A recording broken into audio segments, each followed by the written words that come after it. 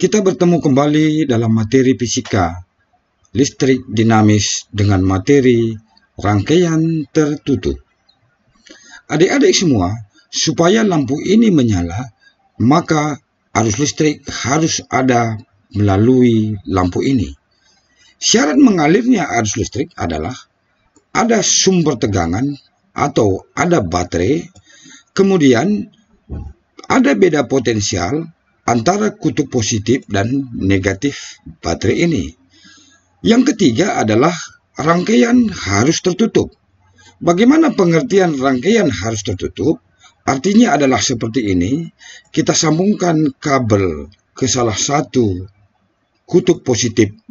Kemudian dari lampu ini juga kita sambungkan kabel ke kutub negatif. Maka lampu ini menyala.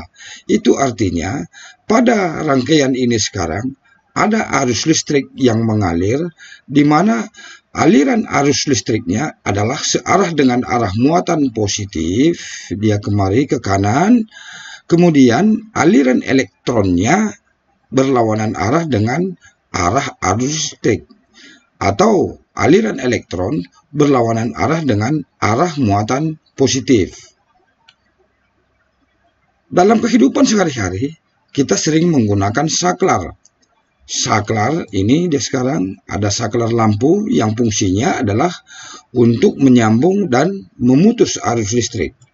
Saklar ini digunakan atau dipasang dia secara seri. Ini dia pemasangannya. Ini kita lanjutkan dari lampu, kita pasang juga ke saklarnya, kemudian kita sambungkan lagi dia kemari seperti ini.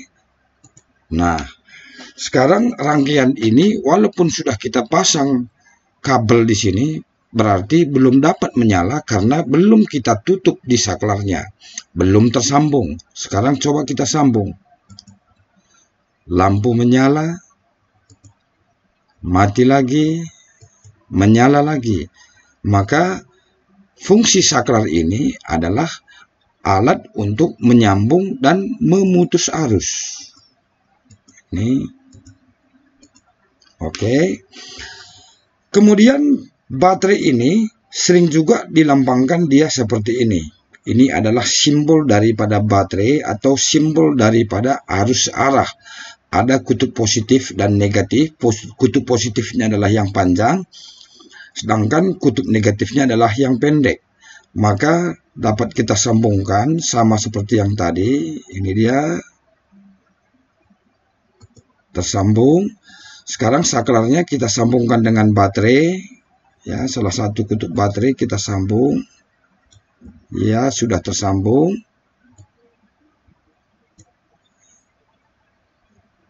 Ya, sekarang sudah tersambung. Kita pasang lampunya dengan saklar, tetap ya menyala, matikan lagi, menyala lagi, matikan lagi, menyala lagi. Jadi itulah fungsi saklar, yaitu menyambung dan memutus arus. Kita lanjutkan. Di dalam rumah kita, lampu itu dipasang secara paralel. Jadi bentuknya adalah seperti ini. Jadi masing-masing lampu di rumah, misalkan ini lampu kamar, lampu ruang utama, kemudian ini adalah lampu dapur. Jadi di setiap lampu ini kita pasang saklar. Maka untuk menyalakan lampu satu, kita tutup saklar, trap tutup, lampu menyala. Kemudian kalau misalnya kita pasang lampu ruang tengah, menyala. Nah, kalau kita mau ke dapur, nyalakan lampu dapur.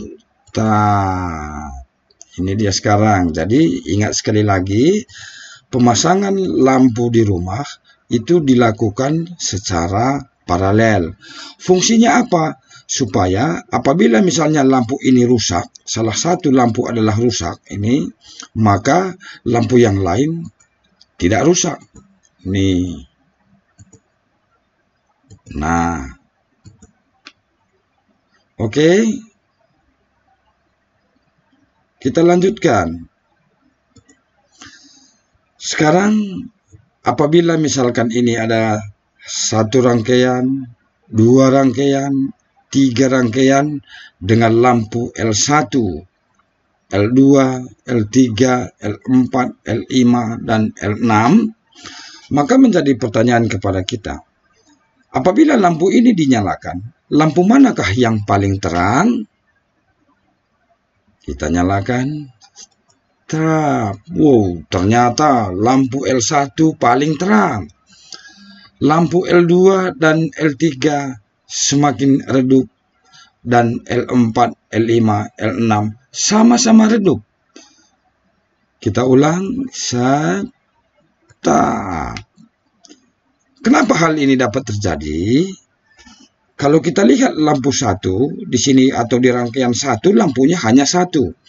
Berarti hambatannya di sini kecil, arusnya besar. Sedangkan di rangkaian yang kedua ini ada di sini dua lampu, maka hambatannya semakin besar dan arusnya semakin kecil.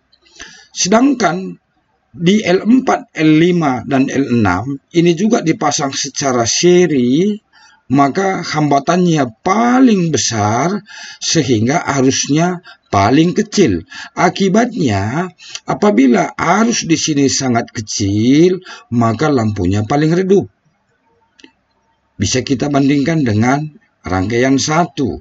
Di sini arus sangat besar karena hambatan sangat kecil.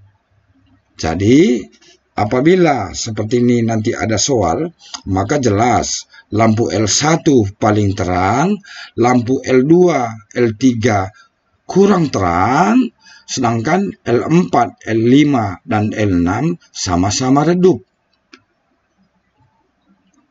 Kita lanjut. Nah, ini dia ada beberapa hubungan lampu yang punya saklar masing-masing. Sekarang kalau misalkan kita nyalakan lampu satu, maka harus dihubungkan S1. Begitu juga dengan kalau kita lihat rangkaian ini, L2 dan L3 adalah seri. Kalau kita hubungkan saklarnya, lampunya harusnya juga terang dan menyala. Tetapi kenapa ya kok nggak bisa menyala? Aduh, ini juga saya nyalakan, tidak mau menyala juga. Kenapa hal ini dapat terjadi? Di sini ada yang disebut dengan S. Di dalam rumah kita, ini sering disebut dengan MCB yang terdapat di meteran. Jadi ini juga harus kita hubungkan. Nah, sekarang lampu 1 menyala, lampu 2, lampu 3, lampu 4, 5, dan 6 menyala. Sekarang kita matikan dulu semua. Mati. Ini juga mati. Maka untuk menyalakan lampu 1, cukup kita sambung S1, yang lainnya adalah terbuka. Tetapi kalau kita mau menyalakan lampu 2 dan lampu 3 ini, maka cukup S2 kita sambung, yang lainnya kita buka. Oke. Kemudian kalau kita mau menyalakan L4, L5, dan L6, bagaimana caranya? Maka caranya S3 harus disambung, S4 harus disambung. Kalau kita buka S4, maka dia tidak menyala karena rangkaian masih terbuka. Jadi harus kita tutup. Tertutup, maka lampu akan menyala. Kalau mau kita hubungkan semua atau nyalakan semua, maka S2 ditutup, S1 ditutup. Ini apa yang terjadi kalau misalnya di sini kelebihan beban di rumah kita, maka MCB di rumah dia akan terputus ataupun turun dalam keadaan off. Maka harus dinaikkan lagi maka lampu akan menyala lagi semua. Sekarang kita bahas dulu tentang MCB ini. Nah, inilah yang disebut dengan MCB. Ini kemudian pemasangannya biasanya dipasang di meteran rumah kita, yang mana fungsinya sebagai sistem proteksi di dalam instalasi listrik. Jika terjadi beban yang berlebih serta hubungan singkat arus listrik ataupun korslet, maka ini akan turun. Jadi inilah MCB tadi. Ya. Kemudian di dalam rumah kita ada juga yang disebut dengan sekring atau fuse. Sekring itu berfungsi sebagai pengaman dalam rangkaian elektronika maupun perangkat listrik di rumah, yang mana sekring itu terbuat dari bahan kawat yang halus. Ini kawat yang halus, yang mudah meleleh. Jadi apabila misalnya terjadi hubungan singkat di rumah atau korslet lampu kita di rumah, maka ini putus, ya, maka kawatnya akan putus. Inilah beberapa gambaran daripada sekring, ya. Yang yang warna-warni ini sering juga digunakan di mobil, atau kalau misalnya yang bulat ini sering juga digunakan di dalam misalnya speaker aktif. Ya, ini sering digunakan. Kemudian inilah penggunaan sekring yang ada di rumah kita. Jadi dia seperti ini. Ya. Jadi di dalam sekring ini, ada kawat yang halus dia seperti ini, yang mana kawatnya itu sangat mudah untuk meleleh. Jadi apabila dia misalkan terjadi korslet atau hubungan singkat di rumah kita, maka dia panas, maka dia langsung putus. Itulah beberapa pembelajaran kita pada hari ini. Semoga bermanfaat untuk adik-adik semua. Salam sehat, tetap semangat untuk belajar.